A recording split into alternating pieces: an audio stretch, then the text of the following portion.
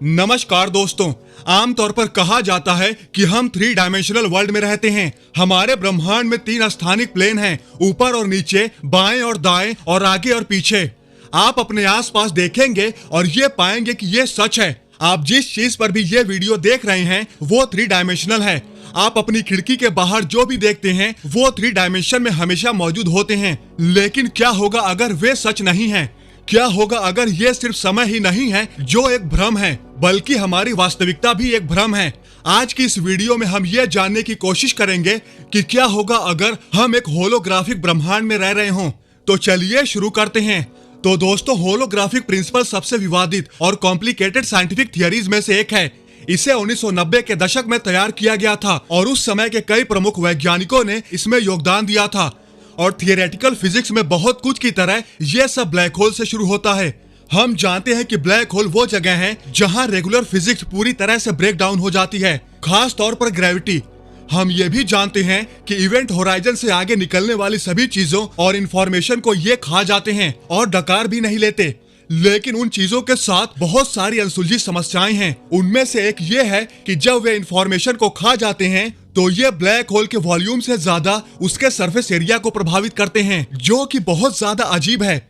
Science सालों के observation के बाद इस कंक्लूजन पे पहुंचा है कि ब्रह्मांड में बाकी सभी चीजों के साथ इसका उल्टा सच है। वॉल्यूम सबसे ज्यादा प्रभावित होता है और सरफेस एरिया बहुत स्मॉलर फ्रैक्शन से प्रभावित होता है।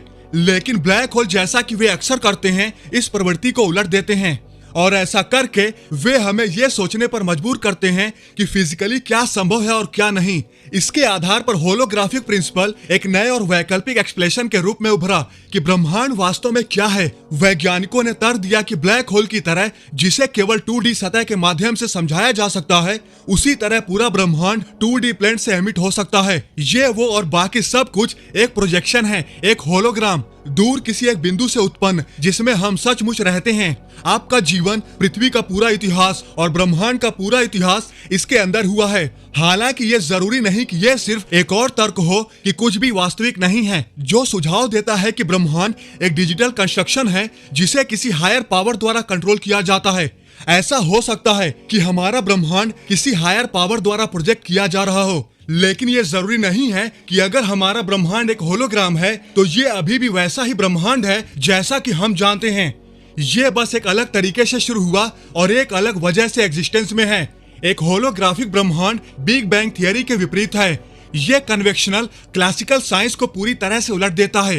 तो चलिए अब इमेजिन करते हैं कि ये हर चीज का जवाब है कि किसी तरह संदेह से परे साबित हो गया कि ये वास्तविकता वास्तव में एक प्रोजेक्शन है और हम सभी इसके छोटे बारीक रूप से बने हिस्से हैं।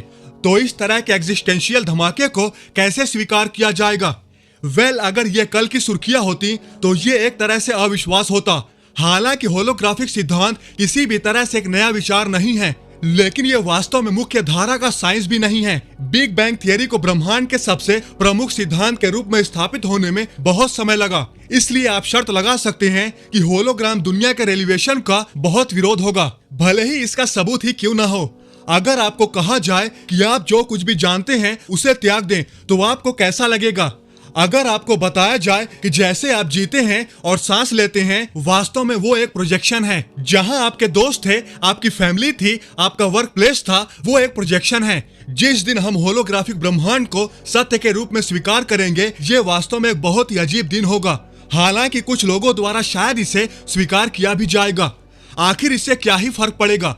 करंट में हम निश्चित रूप से ये नहीं जानते कि हम यहाँ क्यों हैं, और लीडिंग आइडिया तो ये है कि हम और बाकी सब कुछ बिग बैंग इवेंट के दौरान अविश्वसनीय सिंगुलैरिटी से मैटर के रिलीज होने के बाद हम यहाँ तक पहुँचे हैं। जब आप इसके बारे में सोचते हैं तो ये पहले से ही काफी असाधारण है।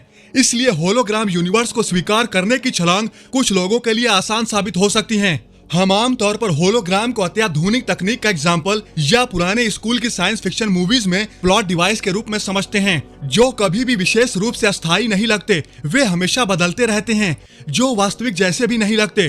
तो क्या होलोग्राफिक ब्रह्मांड के प्रमाण का मतलब ये होगा कि हम भी अवास्तविक और अस्थायी थे? हो सकता है।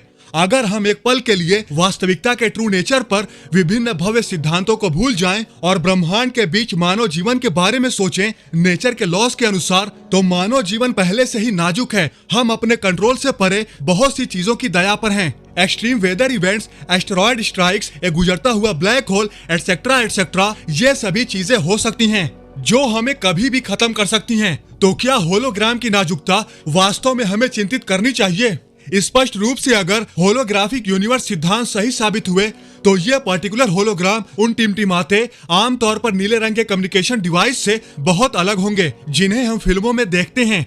लेकिन इसमें आखिरी और सबसे बड़ा डर छिपा होगा, क्योंकि अगर ब्रह्मांड एक होलोग्राम है तो उस होलोग्राम को कौन बनाता है?